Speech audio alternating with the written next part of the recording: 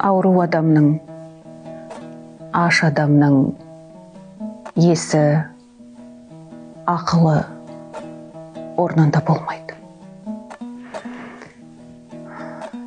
Мастық не дегізбейді, аштық не жегізбейді деген қазақта мақал бар. Өткен қыс аштық болды. Ашыққан адам бірінің етін бірі жеген былай тұрсын.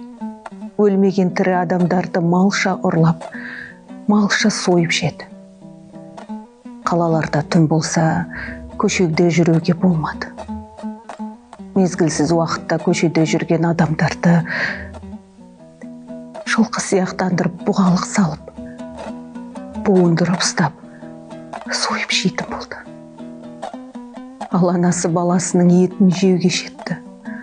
Оның бәрі аштық әсерінен адамның есі шығып, ақылы қалмайтындығын көрсетеді. Аштық ақылын алмаса, адам аң дәрежесіне жетіп, хайуандықтан да асып, бірін-бірі жермеді. Анасы баласын жеуге келгенде ол анада ақылдан түк қалды деуге болар ма?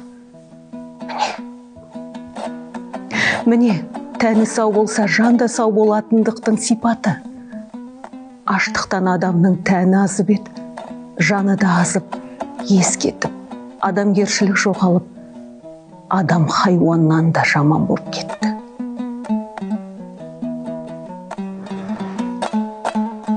Аштық азабы